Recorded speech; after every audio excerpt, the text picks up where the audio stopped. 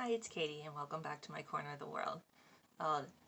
Today I want to talk to you a little bit about caring for someone with dementia during the holidays.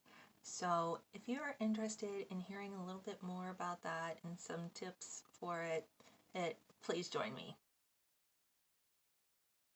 Welcome. Thank you so much for watching today. My name is Katie, and on here I typically do all kinds of unboxings, mystery boxes, subscription boxes, hauls from Etsy and all kinds of other stores, and talk about just about anything that pops into my mind. And this is one of those types, the whatever pops into my mind. And outside of YouTube, in my real life, I am a gerontologist. I'm not a physician, but I do have a degree in gerontology, which is the study of aging. And I primarily work with caregivers who are caring for someone with dementia. And I know that the holidays can be a very difficult time for both the caregiver and the person who is living with dementia. So I wanted to talk about a couple of tips, and I wanted to make this one a little bit specific to this year, 2020, because it's gonna be different, and the holidays are just gonna be different this year. My first thing is I do want to, if any of you are caring for someone with dementia, bless you. Oh, you are doing a tremendous job. I know that it is hard. Right? I have worked with enough caregivers to have seen how difficult it can be. I've also seen the rewards of it.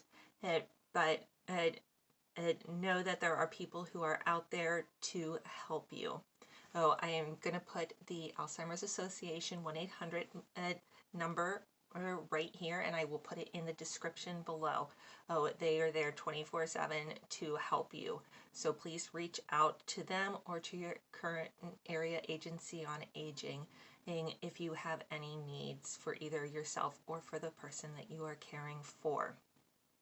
And 2020 has just, made things even more difficult.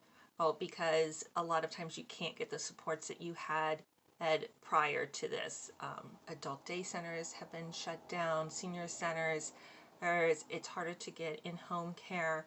So reach out and seek help if you need it. Okay, on to the other tips. Try to include the person with dementia as much as you can in any holiday plans, and let them help you with baking or cooking or putting ornaments on the tree, whatever they're still capable of doing. The main thing we want to do is we still want to look at what are they able to do, what are their capabilities, not their disabilities, and play up those strengths. So if they can even just hand you the ornaments and so that you can put them on the tree, that is a meaningful activity and will bring a lot of joy to them and to you. You can also talk about those ornaments as you're putting them on the tree. Like, I remember when we got this ornament. What you don't want to do is you don't want to quiz. Is like, oh, do you remember that vacation when? They're not going to remember. But if you say, hey, gee, I remember when we took that vacation to Disney. It was so funny when was playing around with Dad. That may trigger something, but you're not asking them to remember. You're providing that, and they may come up with something that you don't even remember yourself. But it is meaningful. It's interacting together. Again, there's something, with cookies. If it's the, take and bake ones from the store, or if they can help just putting them on the tray, again, meaningful for them. What you don't want to do is be like, gee, Mom, let's make your famous horseshoe cookies. My mom makes these horseshoe cookies every year that are incredible. Well, she does not have dementia, but if she did and I asked her to go bake those, it would be a disaster. She would be agitated and we'd be yelling at each other. So sometimes you have to scale that activity down to what they can tolerate and they can do right now. Well, you do want to avoid large gatherings. I mean, come on, it's 2020. You want to avoid large gatherings anyways.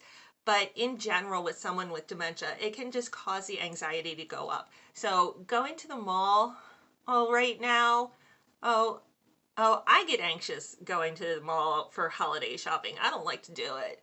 And that's why I try to get mine done early, so that I can avoid all of those crowds and the chaos. It's too stimulating. And if you had a tradition where you walked around and caroled and saw lights, maybe drive around and listen to Christmas music. Music is a great one for anybody at any age and any capability. Music resonates with us, and those songs that we know from our youth, those are the ones that we're going to remember all the time. There's powerful videos out on YouTube showing people in even the very latest stages of dementia listening to music and harmonizing. Sometimes music can stop a behavior like agitation or aggression in its steps, and just calm the person right down. So music is very powerful, especially if they connect with it in some way. So bring on those Christmas carols. I know I love them. Set limits with other people. Well, you know the person that you are caring for best. So you do need to say, like, no, not everybody can come over and see mom at the same time. I mean, again, 2020, perfect excuse.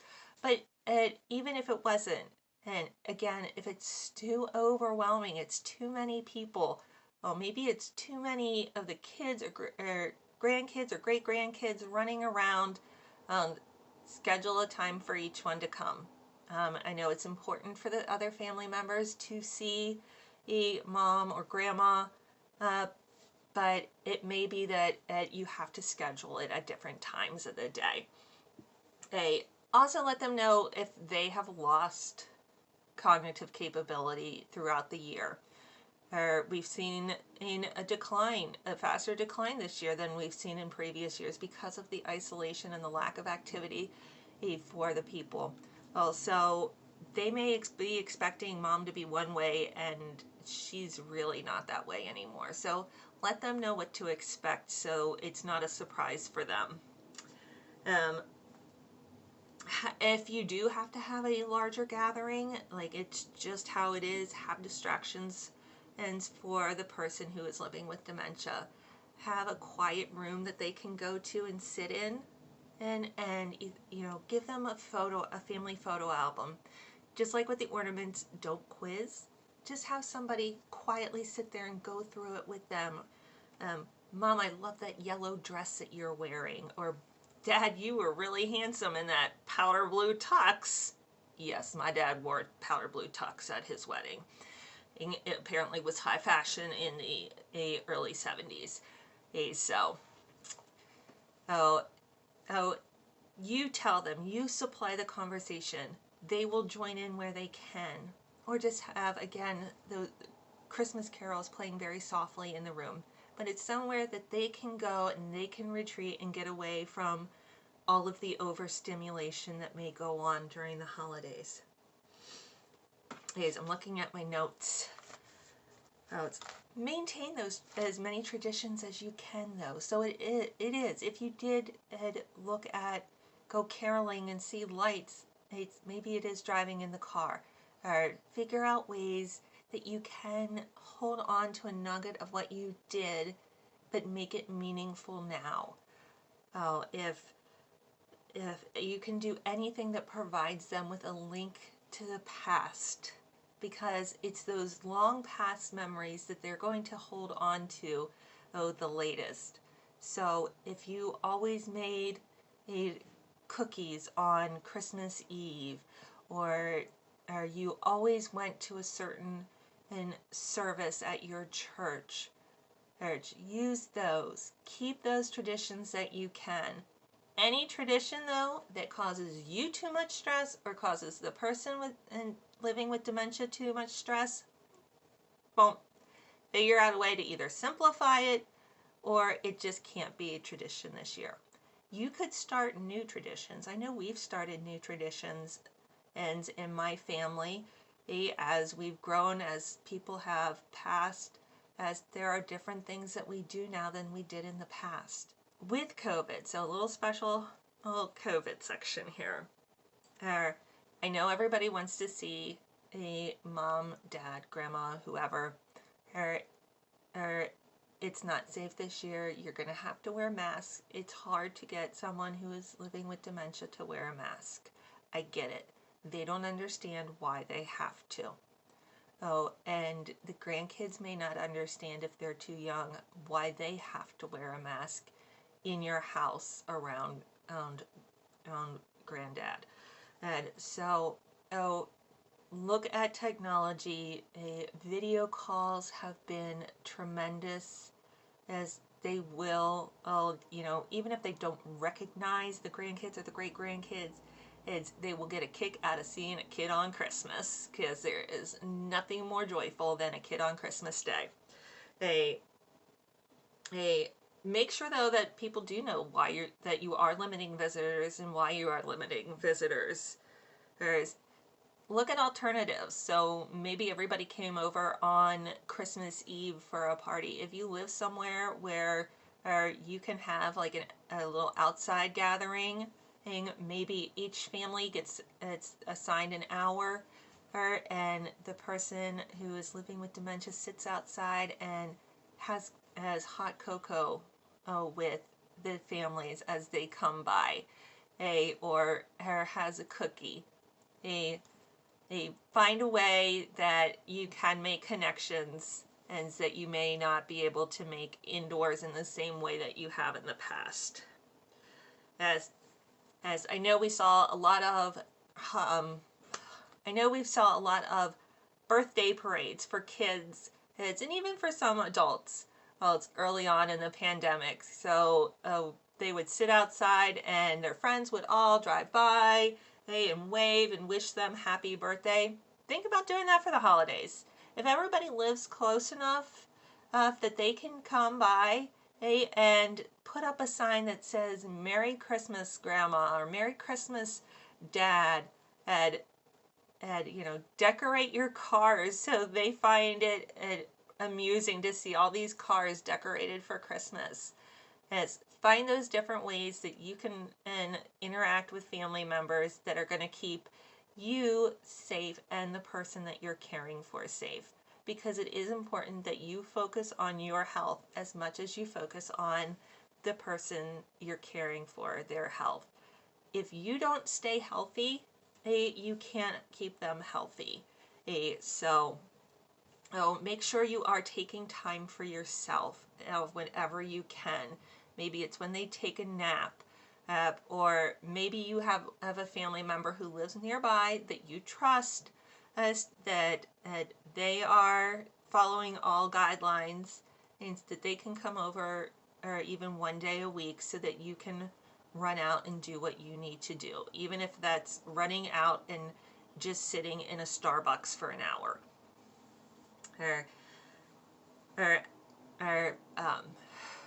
Deep breaths as work. You can do them anytime, anywhere. Or find your way. Maybe it's you do a phone call to a friend and who you know you can just vent to. So the last part I wanted to talk about is gifts for somebody who is living with dementia. They may not enjoy the same things that they once enjoyed. They will connect though with those activities and those roles that they used to have. So finding ways that you can bring those to them in a way that's meaningful and capable for them now. There are several sites that carry puzzles specifically for people living with dementia. They are larger piece puzzles, and they are made for our older adults. They are not, whatever Paw Patrol or Dora, whoever, or the latest childhood character is they are intended for adults, but they are large pieces, easy to put together. They have them in different levels all the way down to 12 pieces. And so I will link the sites that I know in the description. And word search puzzles, again, look at these sites that make them specifically for people who have dementia. Buying the one at the dollar store is not gonna cause them a lot of frustration. They have ones that at these sites that actually they help them out and are leveled for them. We all this year want cozy clothes. So cozy, easy to put on clothing. Whatever their favorite music is, even if it's Christmas carols, well, doesn't matter. They can listen to it all year through. If that's what brings them joy, that's what you're looking for. Or a DVD of their favorite show or their favorite sports event. And not, last year's Super Bowl. I'll look way back for that Super Bowl. I'll look for the people that they're going to know the names of. Think of is like with the Steelers. Don't look for the current ones, even though they're doing great. Look for like the Terry Bradshaw era and see if you can find something there. That's the type of thing that you want to get them. Coloring and crafts, again, and if it's a craft, something even for older men, something they can put together and work on. Anything they can do with kids is great because they love that bonding time. If you're willing to pay a little bit more, and by a little bit more, I mean about $100, and they had a cat or a dog, Hasbro, and I'm not going to call out any other company. It's just that they are the ones that have the best that I've seen. And they have pets that simulate a real pet. They feel like a cat. They feel like a dog. They actually purr, or they'll roll over. They're not going to get up, though, and make a mess. Sometimes I think I want that cat. They are great. They're very calming for someone like that. Get a gift certificate, especially for like a meal service or grocery store, or maybe a favorite restaurant that they had, and either the caregiver or you can bring a meal to them that they've really enjoyed in the past. Anything they can eat, cookies are a great gift. Make sure that that they are able to eat cookies and that they are not diabetic. And if they are, find the sugar-free ones. And anything like lotion. Touch is such an important sense. And I think that's what we're lacking a lot of these days. So being able to, just put lotion on them and have both that physical connection and with them is so important. So those are my ideas. Oh, I do have one last one, a photo album. Look for pictures from the past.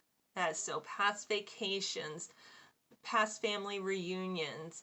You can go all the way up through now, but bring in those ones that they connect with. Again, and sit there and go through it with them. Talk about what you remember about that at time, or if you weren't there, or what is it about that that strikes you. Oh, don't ask them to remember. They may point out. Oh, you may be surprised.